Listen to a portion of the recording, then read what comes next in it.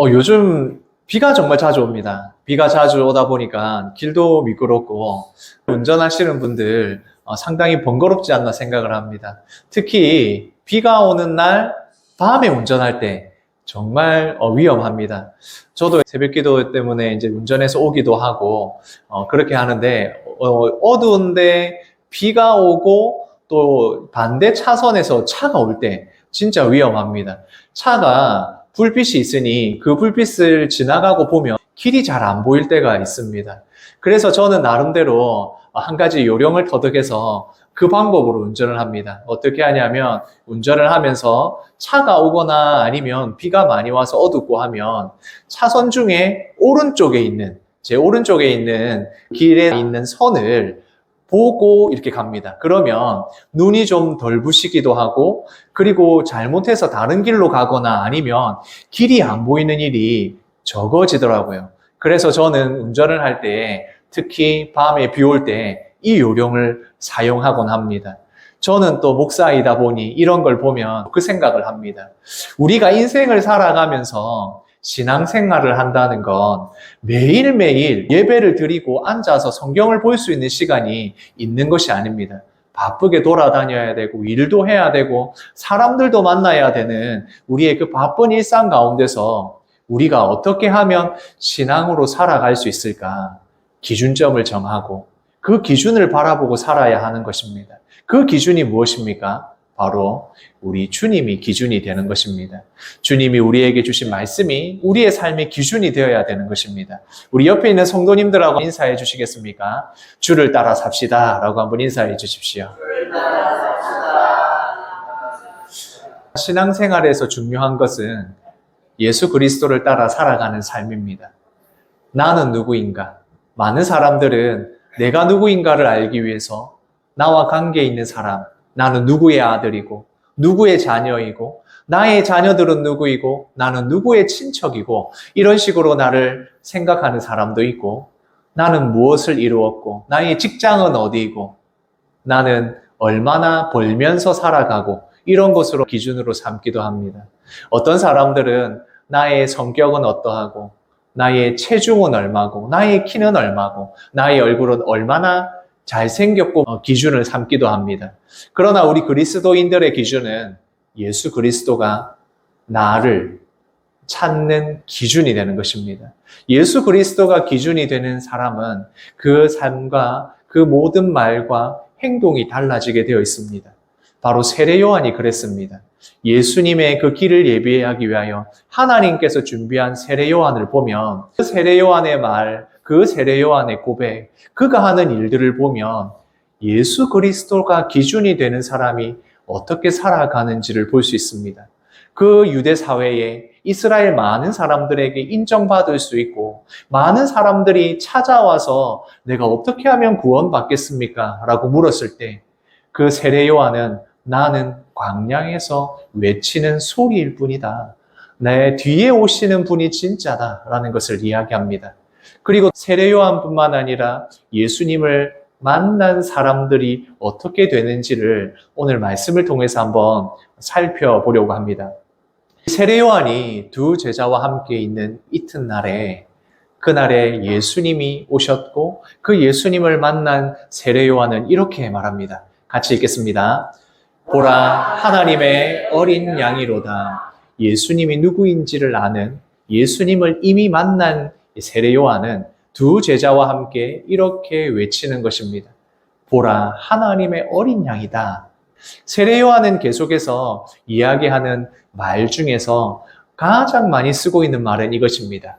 내가 보고 보라 라고 이야기합니다. 본다는 건 이 세례 요한이 예수님을 만나고 경험했을 때 할 수 있는 말이 보다, 봐라, 내가 보고 이렇게 이야기를 하는 것입니다. 아는 만큼 보인다. 저는 이 말이 진짜 맞는 것 같습니다. 내가 생각하고 내가 아는 만큼 보입니다. 지금 내가 잘 모르는 분야의 것을 보고 있으면 봐도 뭔지 모르고 무엇이 지나가는지도 잘 모를 때가 많이 있습니다. 아는 만큼만 보이는 것이 사람의 한계라는 것을 잘 알게 됩니다. 지금 여기 보시는 이게 뭔지 아시겠습니까? 저는 만약에 이게 다른 돌과 섞여 있다면 좀 반짝이는 큰 돌이구나 라고 생각을 했을 것 같습니다. 그런데 이게 무엇이냐 하면 세계에서 가장 큰 다이아몬드 원석이랍니다. 1캐럿만 해도 어마어마한 비싼 다이아몬드인데 이 다이아몬드는 1174캐럿이랍니다.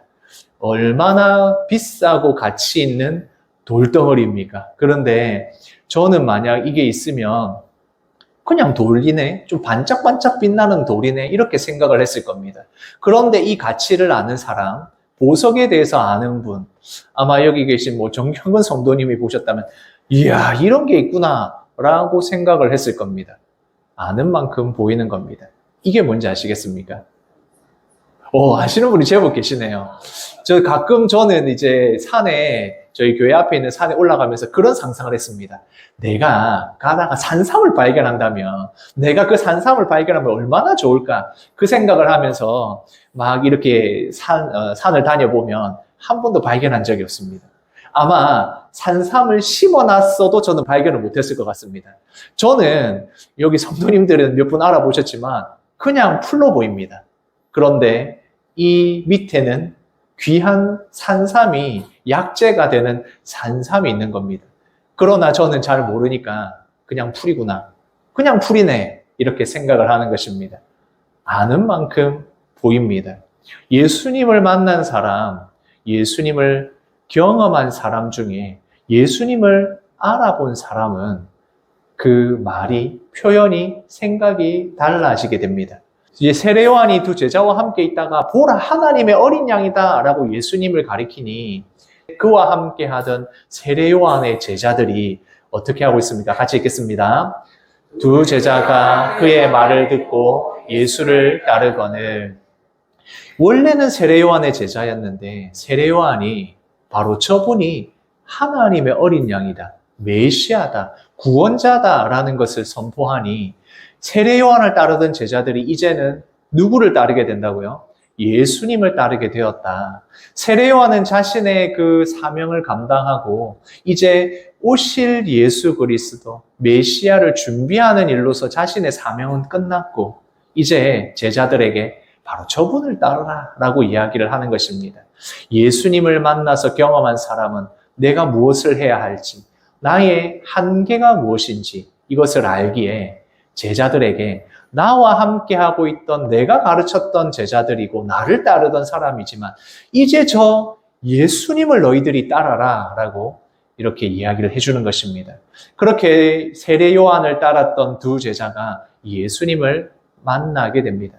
예수님을 찾아갔을 때 예수님이 그 두 제자에게 이렇게 묻습니다. 같이 읽겠습니다.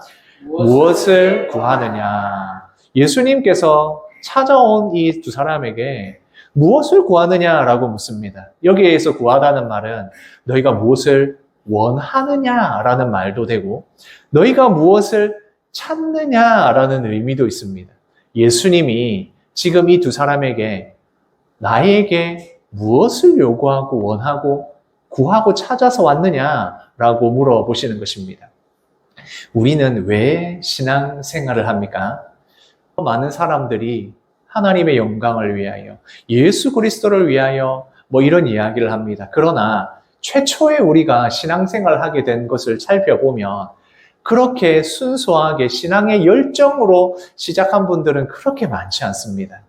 어떤 분들은 부모님이 다니니까, 또 어떤 분들은 내 마음의 평안을 위해서, 또 어떤 분들은 나의 질병의 치료를 위해서, 내가 잘 사는 방법을 알기 위하여, 그리고 기도하고 간구하는 것들이 이루어지는 것을 위해서 오시는 분도 있습니다. 내가 원하는 것, 그것은 당연히 그런 것들로 시작되는 게 맞습니다. 지금 이 세례 요한의 두 제자도 찾아왔을 때 내가 이 메시아의 신, 구원자의 신, 그분을 내가 따라서 내 모든 것을 헌신하겠다. 그런 마음으로 찾아왔겠습니까? 아마 그렇지 않을 겁니다. 아주 1차원적으로 내가 원하는 것, 내가 갖고 싶은 것, 나에게 필요한 것을 위해서 신앙생활을 하게 됩니다. 그때 예수님이 우리에게 무엇을 구하느냐, 찾느냐라고 물으시는 건 내가 진짜 순수한 신앙의 열정을 위해서 와야 된다고 그렇게 말씀하시는 게 아닙니다. 주님은 우리를 너무나도 잘 알고 계십니다. 내가 기도할 때에 아주 말도 안 되는 기도하는 것 다 아십니다. 그러나 그 기도들을 들어주시고 이루어주십니다. 내가 원하는 것을 하나님이 채워주시고 우리 주님이 그것을 채워주시면서 이제 진짜 우리에게 필요한 것을 구하게 하시는 것입니다. 우리 집에 셋째가 아직까지 약을 먹는 걸 좀 힘들어합니다. 사실 약을 먹는 걸 누가 좋겠습니까? 특히 아이들 약은 시럽으로 되어 있어가지고 이 맛을 다 봐야 되니까 쓴맛도 나고 하니까 잘 먹으려고 하지 않습니다. 그래서 어쩔 수 없이 약을 먹을 때면 사탕과 물 한 잔을 준비를 해놓습니다. 그게 준비가 안 되면 약을 먹으려고 하지 않습니다. 자, 여기 사탕 있지? 여기 물 있지? 이렇게 이야기를 합니다. 그러면 이제 그 쓴 약을 삼키고 사탕을 먹고 물을 마시는 겁니다. 실제로 우리가 먹어야 할 것은 우리의 몸과 건강을 위해서는 뭘 먹어야 됩니까? 약을 먹어야 합니다. 그런데 이 약을 먹기가 쓰니까 처음부터 이것을 익숙하게 하기 힘드니 사탕도 주고 물도 주고 그래서 이것을 먹어서 달콤함과 이것으로 이 쓴맛을 이겨내면서 결국에는 건강을 되찾을 수 있도록 하는 것입니다. 우리 주님은 나의 필요를 채워주십니다. 내가 원하는 것 아주 1차원적인 것도 왜 들어주시겠습니까? 그것으로부터 시작되기 때문에 그렇습니다. 그것이 최종적으로 완성된 우리 주님이 우리에게 주시고자 하는 것은 아닐지라도 나에게 지금 필요한 것들을 채워주셔서 함께하는 삶을 살아가게 됩니다. 두 제자가 이제 무엇을 찾느냐라고 물었을 때 이렇게 말합니다. 랍비여, 어디 계십니까? 이 랍비는 선생님이라는 말로 번역되어 있습니다.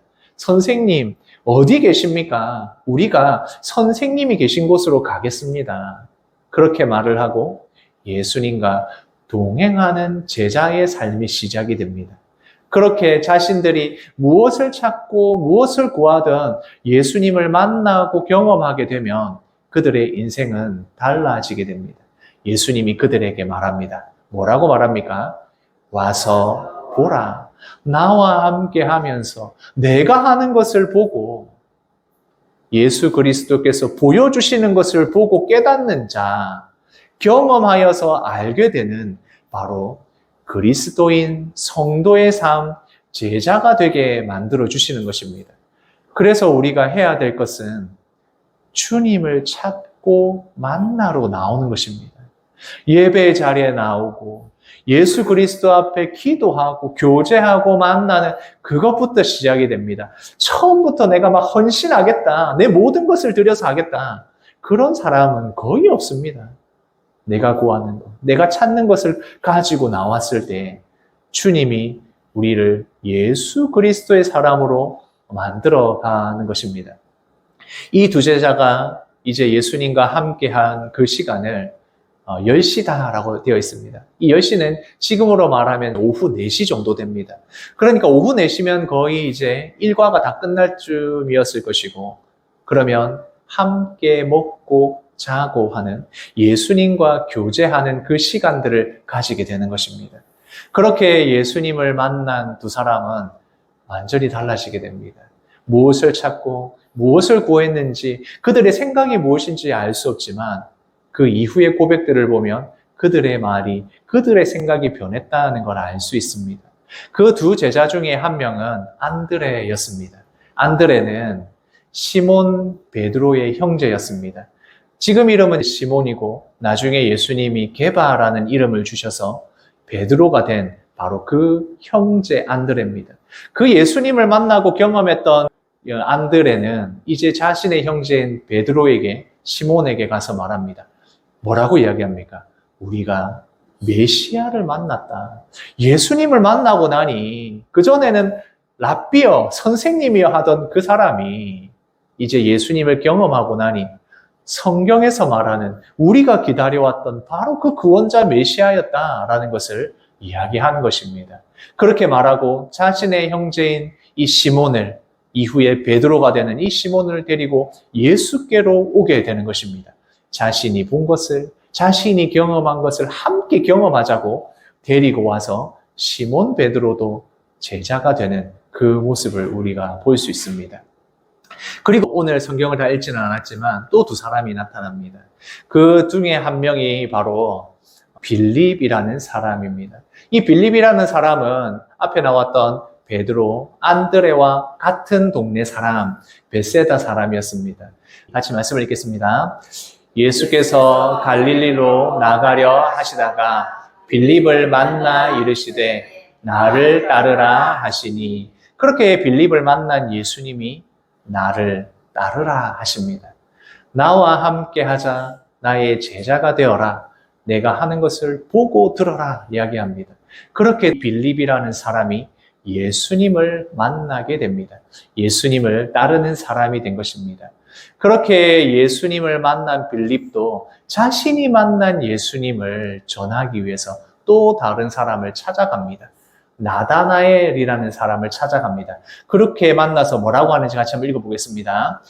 모세가 율법에 기록하였고 여러 선지자가 기록한 그 일을 우리가 만났으니 요셉의 아들 나사렛 예수니라. 이렇게 빌립이 예수님을 만나고 나니 깨닫게 된 것입니다. 바로 구약에서 말하던 그 선지자들이 예언한 바로 그 메시아를 내가 만났다. 바로 그분이 나사렛 예수이시다 이야기하는 겁니다. 나다나엘에게 가서 이 빌립이 자신이 만난 예수님, 바로 그 구원자 예수님을 소개하니 나다나엘이 뭐라고 이야기하느냐? 같이 읽겠습니다. 나사렛에서 무슨 선한 것이 날 수 있느냐? 지금 빌립은 구원자 메시아이신 예수님을 만나서 너무 흥분된 마음으로 이 나다나엘을 찾아왔는데, 이 나다나엘은 아니 나사렛에 있는 예수님? 그 나사렛에 무슨 선한 것이 날 수 있다고 지금 그거 이야기하러 왔니? 라고 이야기하는 겁니다. 나사렛이라는 그 동네는 지금으로 보자면 시골 동네라고 볼 수 있습니다. 그 시골 동네에 무슨 그런 대단한 사람이 나올 수 있겠어? 라고 말하는 것입니다. 또한 성경을 잘 알고 있는 이 나다나엘에게 구약 성경에 언급되어 있는 그 선지자가 말했던 그 베들레헴이나 이런 동네가 아니라, 아니 거기 나사렛이라고? 거기에서 어떻게 구원자가 날 수 있어? 라고 물어보는 것입니다. 아직 예수님을 만나지 않은 이 나다나엘은 예수님이 구원자가 나사렛에서 이렇게 이야기를 하는 것입니다. 그러나 나다나엘은 빌립과 함께 예수님을 찾아가게 됩니다. 그렇게 예수님을 찾아서 만나는 역할을 바로 빌립이 합니다. 빌립이 그러지 말고 와서 네가 직접 봐라. 와서 네가 만나보면 알 거다. 라고 초청하는 것입니다. 우리가 예수 그리스도를 믿게 되는 것은 우리가 하는 말로 되는 것이 아닙니다. 내가 누구를 전도하겠다라고 했을 때 내가 어떻게 지혜로운 말과 성경에 대한 논리적인 어떤 그런 것으로 예수를 믿게 되지 않습니다. 내가 말을 잘한다고 해서, 아니면 내가 정말 잘 전달한다고 해서 믿게 되는 것이 아닙니다. 내가 할 수 있는 일은 하나밖에 없습니다. 초청하는 것입니다. 와서 봐라. 네가 예수님을 만나야 된다. 네가 예수님을 만나보면 안다. 네가 예수 그리스도를 영접해보면 알게 된다. 그 일을 하게 되는 것입니다. 빌립이 한 일은, 나다나엘에게 한 일이 바로 이것입니다. 그렇게 예수님 앞에 갔을 때 자신을 한 번도 본 적이 없는 그 예수님이 이렇게 말합니다. 같이 읽겠습니다. 보라, 이는 참으로 이스라엘 사람이라 그 속에 간사한 것이 없도다. 한 번도 자신을 본 적이 없는 예수님이 자신을 보자마자 이야기합니다. 보라, 이 나다나엘, 이 사람은 참으로 이스라엘 사람이다. 속에 간사한 것이 없다. 라고 한 번도 본 적이 없는 나다나엘을 간파한 것처럼 예수님이 말하는 것입니다. 이 말을 들은 나다나엘은 굉장히 놀라게 됩니다. 예수님이 자신을 꿰뚫어 보고 있다라는 걸 알았기 때문입니다. 우리가 사물을 볼 때에 지금 우리가 서로를 이렇게 보고 있지 않습니까? 보고 있다는 것은 어떤 것입니까? 본다는 것은 보는 사물의 빛이 반사된 것을 보는 것입니다. 만약 여기 불을 딱 꺼버리고 완전 깜깜하게 만들면 아무것도 보이지 않습니다. 내가 눈으로 본다는 것은 빛이 있어야 가능합니다. 빛이 없으면 우리는 아무것도 볼 수가 없습니다. 빛이신 예수님이 이 땅에 오셔서 모든 세상을 밝혀주시는 빛이 되신다는 그 의미를 생각할 때 나다나엘을 보자마자 예수님은 그를 간파하시고 그가 누구인지를 말하게 됩니다. 빛이시기에, 우리를 다 꿰뚫어 보시기에, 우리가 어떤 마음과 어떤 생각과 어떤 중심을 가진지 다 알고 계시기에 그냥 우리를 보면 아시는 겁니다. 나다나엘은 너무 놀라게 됩니다. 그래서 물어봅니다. 같이 읽겠습니다. 어떻게 나를 아시나이까? 아니 주님, 저를 한 번도 본 적이 없는데 저를 어떻게 이렇게 아십니까? 라고 깜짝 놀라는 것입니다. 나를 간파하여 보는 그 예수님 앞에 나다나엘이 어떻게 나를 아십니까? 이렇게 물어보게 됩니다. 그러자 예수님은 이렇게 말씀합니다. 같이 읽겠습니다. 내가 너를 무화과 나무 아래에서 보았다. 이 멀리 떨어져서 저 무화과 나무 아래에 있었던 나다나엘을 보았다. 이런 의미가 아니라 무화과 나무 아래에 있다라는 의미를 생각해야 됩니다. 이 구약에서 계속해서 표현해서 무화과 나무 아래에 있다라는 것은 이스라엘 백성들에게 하나님이 주시는 참된 평안, 안식, 그 이야기를 할 때 무화과 나무 아래에 있다, 그 나무 아래에 있다라고 표현을 합니다. 또한 이 이스라엘 사람들은 이 무화과 나무 아래에 있다라고 하는 것은 하나님의 말씀인 율법을 묵상한다. 이런 일들이 무화과 나무 아래에 있었고 관용적으로 무화과 나무 아래에 있다라고 하면 하나님의 말씀을 묵상한다, 하나님의 말씀을 본다, 이런 의미가 있는 것입니다. 그러니까 예수님께서 나다나엘에게 내가 하나님의 말씀을 묵상하고 있는 참 이스라엘인 바로 내가 너를 보았다라고 이야기하는 것입니다. 하나님의 말씀을 잘 알고 있고 순종하려고 하고 하나님의 뜻대로 묵상하고 살아가는 참된 평안과 안식을 누리고 있는 내가 너를 알고 있다라고 이야기를 하는 것입니다. 이렇게까지 이야기를 하니 나다나엘은 바로 예수님을 만나자마자 고백합니다. 그전에는 뭐라고 했습니까? 아니 나사렛에서 무슨 선한 것이 날 수 있어. 그 예수님이 나사렛 출신이라고, 거기는 메시아가 나올 곳이 아닌데? 라고 하던 그 나다나엘이 변하게 됩니다. 같이 읽겠습니다. 당신은 하나님의 아들이시요 당신은 이스라엘의 임금이로소이다. 나다나엘의 고백이 바뀌었습니다. 나다나엘의 생각이 바뀌었습니다. 예수님을 만나서 예수님께서 나를 꿰뚫어 보고 알고 계시는 그것을 보고는 당신은 진짜 하나님의 아들이십니다. 이스라엘의 임금으로 오셨군요. 라고 나다나엘이 고백을 하게 되는 것입니다. 예수님이 말씀하십니다. 같이 읽겠습니다. 이보다 더 큰 일을 보리라. 아니 내가 너를 무화과 나무 아래에서 보았다고 하니까 네가 지금 놀라느냐. 이보다 더 큰 일을 네가 보게 될 것이다. 여기서의 더 큰 일은 놀라운 일, 기적 같은 일, 그 하나님의 그 일을 말합니다. 그것을 네가 보게 될 것이다. 나와 함께 할 때, 나와 함께 보게 될 것이고, 깨닫게 될 것이고, 경험하게 될 것이다. 라고 나다나엘에게 이야기하는 것입니다. 그렇게 말씀하시면서 더 큰 일이 무엇인가를 가르쳐 주십니다. 같이 읽겠습니다. 하늘이 열리고 하나님의 사자들이 인자 위에 오르락 내리락 하는 것을 보리라. 여기에서 하늘이 열리고 하나님의 사자들이 예수님에게, 그 인자이신 예수님 위에 오르락 내리락 하는 것은 구약에 있는 한 사건을 기억나게 합니다. 야곱이 하나님 앞에 주시는 약속의 복을 받기 위해서 복을 받기를 너무 원하는 열심은 있었지만 자신에게와 자신의 생각으로 하려고 하다가 아버지와 형을 속이고 형이 받고자 받아야 될 복을, 하나님의 복을 훔치려고 하다가 결국엔 어떻게 됩니까? 형한테 죽임 당할까 봐 도망가는 길에 아무것도 없는 허허벌판에서 돌 하나 베고 누워서 잠자려고 할 때 얼마나 마음이 어려웠겠습니까? 그 야곱이 그렇게 누워있을 때 하나님이 환상을 통하여 보여주십니다. 천사가 사닥다리에 오르락내리락 하는 것을 보여주십니다.